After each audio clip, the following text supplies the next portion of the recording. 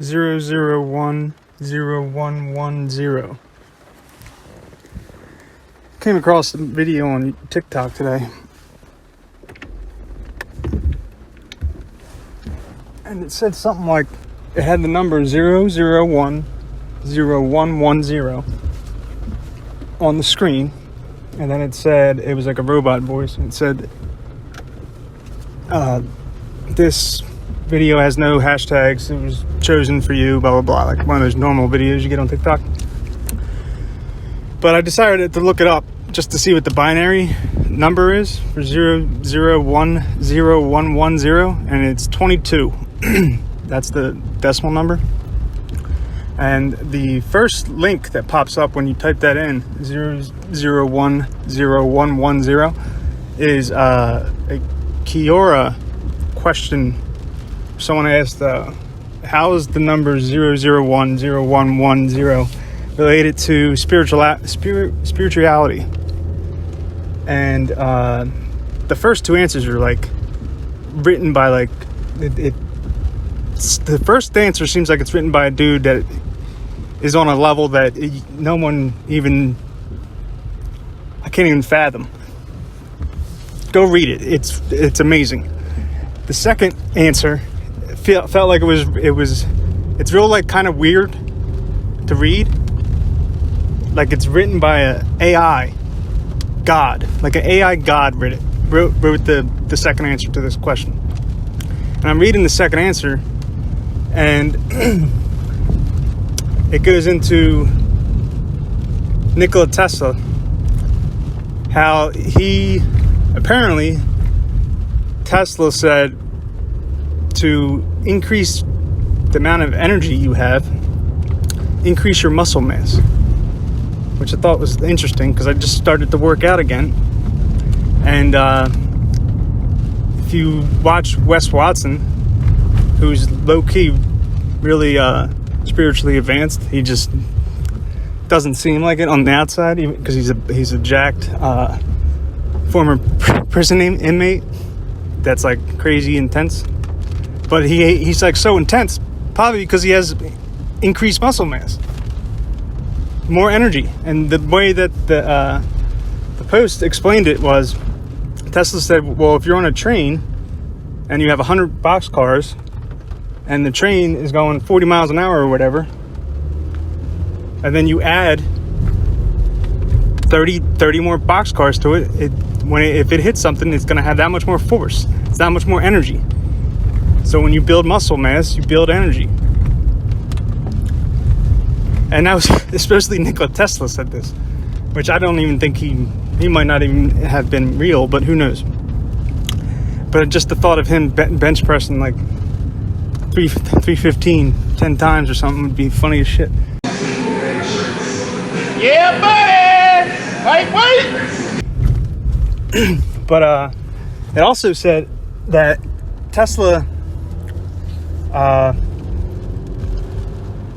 he said the best way to he didn't believe in stimulants like coffee or alcohol or even like business, because it would it gives you immediate high, immediate upper, but then you go right down to the bottom.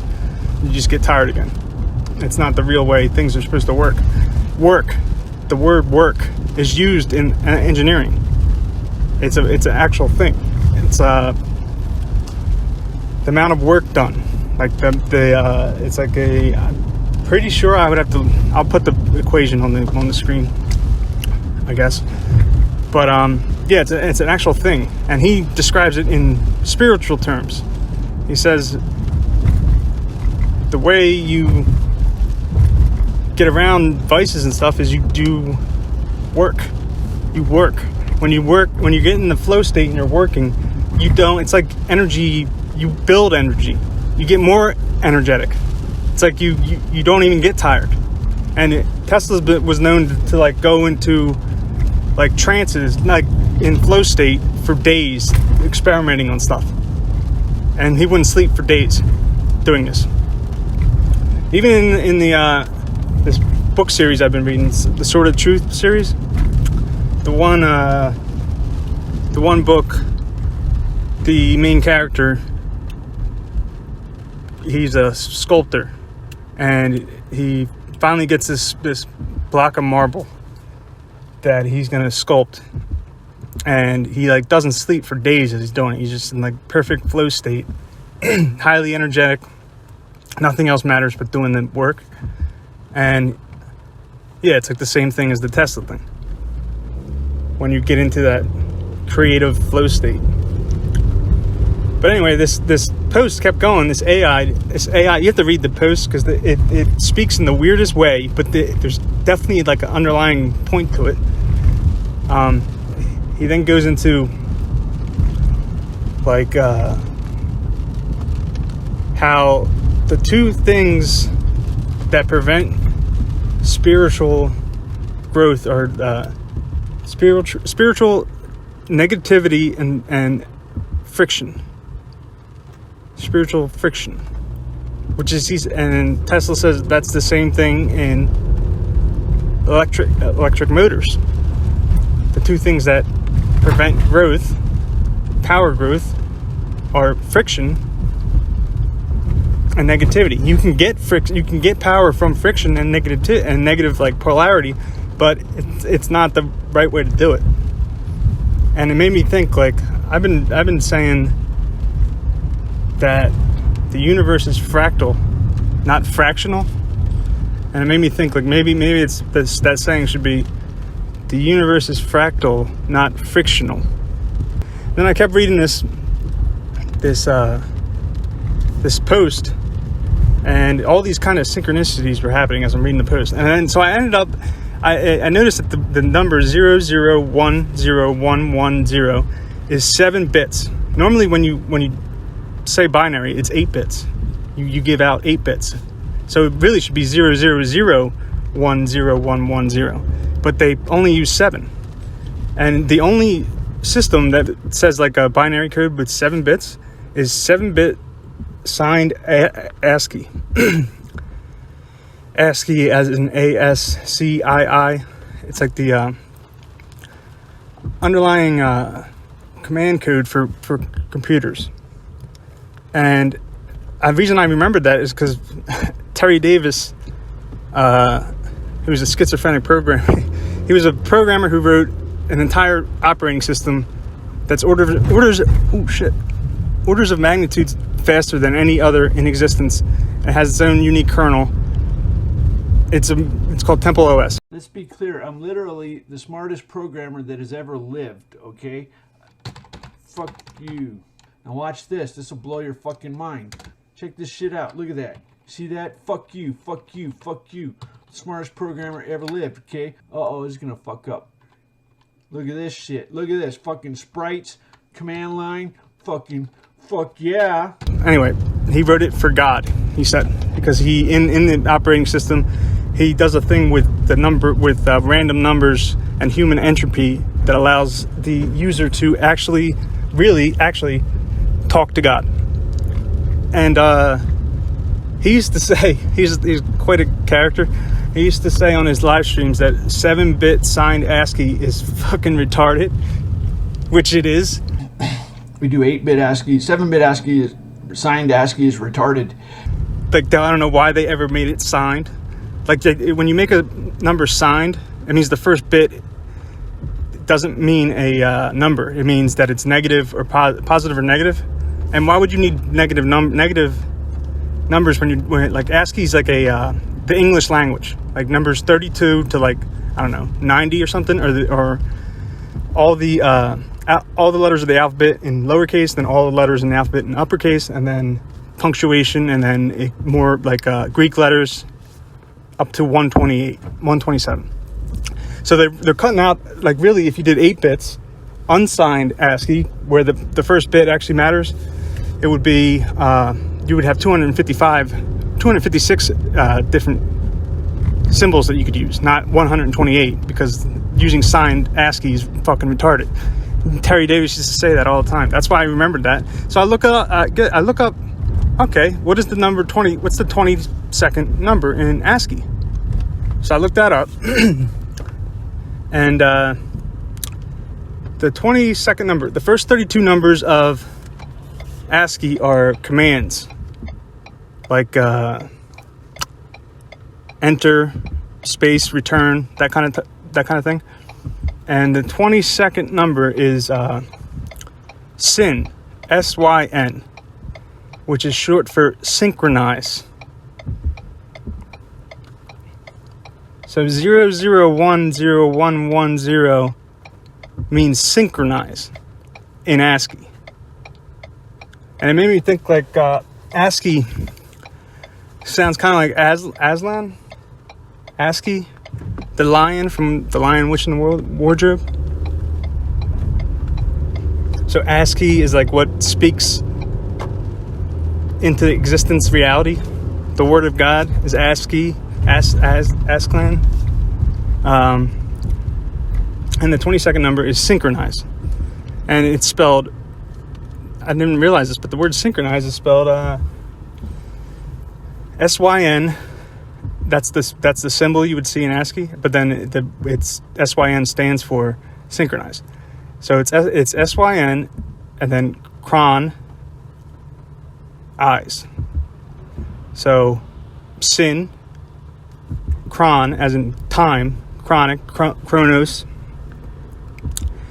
and eyes, which means like your eyes, or the actual like etymology of the suffix ize is to make a noun a verb, to put into action.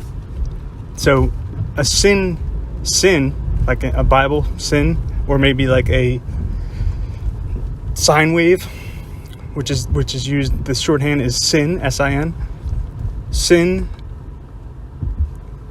chron, like time, chronological, or chronos, who ate his own kids, like Ouroboros, whatever the hell that word is, and put into action. So a chronological sin put into action is synchronize. The next thing that pops up, the next result for the number 00101110 is this song that was made in 2021 by a band called Taraka, with on their album Welcome to Paradise Lost, and the name of the song is 00101110, and it's just this. It's actually a pretty catchy song. And it has like these weird graphics on the screen. It's really cool looking, and you feel like it's like, I don't know, like awakening you, like synchronizing you. 00101110. It's the number 22. Also, the number 22. A lot of people say the Fool in the tarot card deck is 0 and 22. It's the first card, or whatever. It's 1 and 22. It's the first card and the last card, which I think means it represents like your transition through everything, through the world. The second to last card is the World, and then you go back to the Fool. So it's like you start out as a fool that doesn't know anything, and then you become a magician, which I think is the second card. And the magician, if you read like the descriptions of what it means, it's like you think you know what you're doing, but you don't really. It's like I would explain it as like the people who I don't know, they're getting there, but like the people that are like real into occultism and like that kind of stuff, which I think it's on the path. It's the second step, right? It's not like that they're lesser or anything. But then you go through the Empress, the Emperor, all the cards of the deck, and then finally you end up back on the Fool, which is card. The last card would be the number 22, 00101110, and the Fool. At that stage, the last, like the ending Fool, is when you realize that you want to be the fool. Like, you don't want to, like, take the blue pill or whatever. It's like, it's better to be the fool and just make this thing seem like you're just dumb.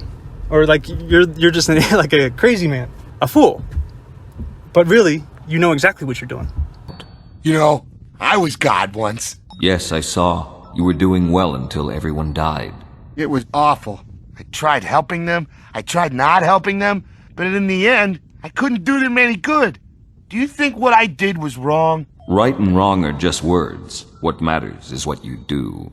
Yeah, I know. That's why I asked if what I did, but forget it. Bender, being God isn't easy. If you do too much, people get dependent on you. And if you do nothing, they lose hope. You have to use a light touch, like a safecracker or a pickpocket. Or a guy who burns down a bar for the insurance money. Yes, if you make it look like an electrical thing. When you do things right, people won't be sure you've done anything at all. Does that mean you wouldn't send me back to Earth, even if I prayed to you? Earth? Which way is that? I don't know. Bender? Bender! Hello? Has anyone out there seen Bender? No, quit asking. Fry, it's been 3 days, and even if you stay here the rest of your life, there is virtually no chance of finding him. It's time to give up. You're right. I'm never gonna see him again. I know he was evil, and on more than one occasion he actually stole my blood. But still, I wish I had Bender back. Wish I had Bender back. Huh? Hey, what? You say something? No. Well, so long. Remember what we talked about.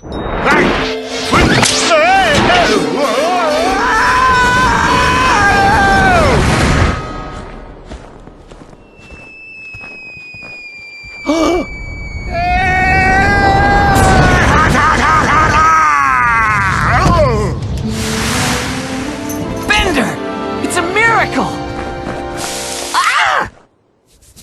This is by a wide margin the least likely thing that has ever happened. Guys, you never believe what happened. First, I was God, then I met God. We climbed a mountain and locked up some monks. Oh no, the monks! We forgot to let them out of the laundry room. Do we have to? I mean, they're monks. I'm sure their God will let them out, or at least give them more shoes to eat. Fat chance. You can't count on God for jack. He pretty much told me so himself. Now come on. If we don't save those monks, no one will.